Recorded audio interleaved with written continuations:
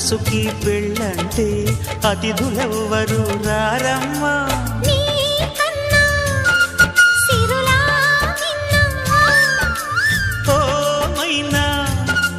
మన మనవును మెచ్చిన మనసులు పెట్టిన సుముహూర్తం ఇది. వధువై రానా